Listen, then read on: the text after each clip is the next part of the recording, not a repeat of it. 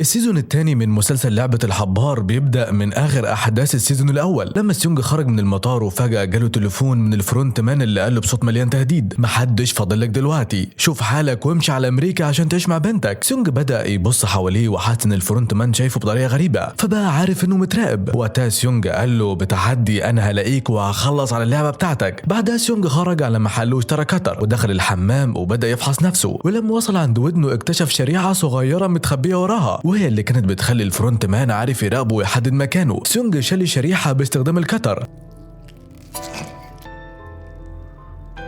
من اللحظة دي قرر انه يبقى مستعد يواجه الفرونت مان بكل قوته. على الناحية التانية جون هو كان في مستشفى بعد وقع في البحر، لكنه نجا وكان في غيبوبة. بعد فترة فاق من الغيبوبة، ولما فتح عينيه لقى امه واقفة جنبه كانت فرحانة جدا انه اخيرا رجع لها بالسلامة، لكن جون هو كان لسه متأثر بكل اللي حصل له. الاحداث بعدها بتعدي سنتين وجون هو كان شغال في المرور، وكان اثناء شغله بيوقف الناس اللي بيعملوا مخالفات. وفي يوم وقف كابل عشان ما كانوش لابسين الخوذة وهم راكبين الموتوسيكل. جون هو فرض عليهم غرامة، والبنت حاولت تتقرب منه لانها شايفاه وسيم جدا، لكن الولد اللي معاها سابه ومشى لوحده. جون هو ضحك على الموقف، وبعدها جاله السنيور بتاعه وبدأوا يتكلموا عن الماضي. جون هو حكى له عن الجزيرة اللي شافه عن اللعبة، لكنه كان متضايق لانه كل اللي قاله ما حدش صدقه. الصور اللي كان بعتها جون هو للشرطة ما وصلتش، وده خلى الكل يشك في كلامه. السنيور قال له ان المفوض بيفكر يرفضه ونصحه ينسى الموضوع ويمشي في حياته. جون هو رد عليه وقال له عشان كده انا شغال في المرور، لان كل حاجة هنا بنقدر نوثقها بالصور. لما السنيور سأله هل شفت اللي ضربك بالنار، جون هو كذب وقال له لا ما شفتوش. بعدها جون هو راح الاسم وبدأ يفتكر اللي حصل وقت ما كان على الجزيرة. افتكر انه ضرب الفرونت مان بالنار على ايده، ولما شال الفرونت مان الماسك بتاعه اكتشف انه اخوه انهو. جون هو رفض يساعده في اي حاجة، لكن انهو ضربه بالنار في ايده وسابه. جون هو افتكر كل ده وكان حزين جدا. في الوقت نفسه كان في كابل راحوا فندق عشان يستمتعوا. فجأة النور قطع فقرروا يخرجوا. سيونج كان شايفهم من جوه الفندق. الحقيقة ان سيونج كان اشترى الفندق كله. بعد شوية سيونج لقى كارت اللعبة مرمي عند بابه. لما فتح الباب لقى الفرونت مان واقف قدامه ومعاه راسين للاتنين اللي كانوا معاه في اللعبة مربوطين بحبل. سيونج اتوتر جدا وبدأ يضرب نار، لكن فجأة اكتشف ان ده مجرد كابوس. 이걸 찾고 있나? بعد شويه سيونج استقبل زياره من واحد اسمه ووسيوك. ووسيوك قال له ان بقاله سنتين بيحاول يلاقي البياع اللي بيبدا اللعبه وما وصلش لاي حاجه. سيونج قال له اللعبه بقالها سنتين شغاله والناس بتتجمع عليها، لازم تشغل ناس اكتر عشان تلاقوه. سيونج ادى لوسيوك 10 مليون ون وقال له دور عليه باي طريقه، لو ما وصلنا لوش مش هنقدر نمسكه لمده سنه كامله. ووسيوك وافق، ولما خرج امر رجالته انهم يشغلوا ناس اكتر للبحث. واحد من رجاله ووسيوك اللي اسمه ديفيد كان قلقان من التكلفه، لكن ووسيوك طمنه وقال له سيونج دفع فلوس كتير جدا. الراجل ده وعدنا انه لو مسكنا البياع هيدينا مليار ون. الخبر ده خلى الكل يتحمس ويبدا يشتغل بجديه. في الوقت ده جون هو راح يقابل صياد اسمه كامي، وكامي هو الشخص اللي انقذه لما وقع في البحر. جون هو شكره على انقاذه، لكنه كان لسه عنده اسئله كتير عن اللي حصل في الجزيره وعن الفرونت مان. جون هو كان بقاله سنه ونص بيشتغل مع كامي وبيتنقلوا بين الجزر اللي حوالين المنطقه عشان يدوروا على اخوه. بعدهم الاثنين قرروا يكملوا طريقهم. في اليوم اللي بعده ديفيد ووسيوك قالوا لكل الناس اللي معاهم عن الراجل اللي بيلعب دور السيلزمان. كان طوله حوالي 6 قدم وبيوصفوه انه وسيم جدا، وكان بيلعب مع الناس لعبه تاكجي ويديهم كروت قبل ما يمشي. كلهم كان لازم يركزوا في محطات القطر في كوريا عشان الراجل ده بيظهر هناك. كامي قرر يبعت جون هو يدور على الجزيره، بس جون هو ما لقاش اي حاجه في اي جزيره وقرروا يرجعوا. كامي قال له كل مره بتروح الجزيره ما بتلاقيش حاجه، فلازم تنسى الجزيره وام اللعبه دي خالص. المنطقه هنا الرياح فيها قويه جدا، وانت جسمك لقيته عايم في الميه قريب من واحده من الاف الجزر، ومش فاهم لحد دلوقتي ازاي ده حصل. احنا مش هنقدر نلاقي الجزيره. جون هو رد عليه قال له ماشي مش هدور تاني على الجزيره. كامي فرح لما سمع كده. في نفس الوقت العصابه كانوا بيدوروا في المحطات على السيلزمان، لكن ما وصلوش لاي حاجه. الايام كانت بتعدي وسيونج كان حزين جدا. بعد فتره ديفيد ووسيوك كانوا قاعدين في محطه. ديفيد قال له يا فندم احنا بقالنا سنتين بندور على الراجل ده وممكن يكون مش موجود اصلا. ووسيوك قال له سيونج راجع من اللعبه ومعاه فلوس كتير جدا سدد بيها كل ديونه، ما اظنش انه كان ممكن يضيع كل الفلوس دي على الفاضي. فجاه سمعوا صوت ورق التاكجي بيقع، ولقوا السيلزمان بيلعب مع شاب صغير. الشاب كسب والسيلزمان اداله فلوس. وديفيد ووسيوك اتصلوا بسيونج وقالوا له لازم يجي فورا. سيونج ركب عربيته وبدا يتحرك بسرعه، لكن السيلزمان كان مشى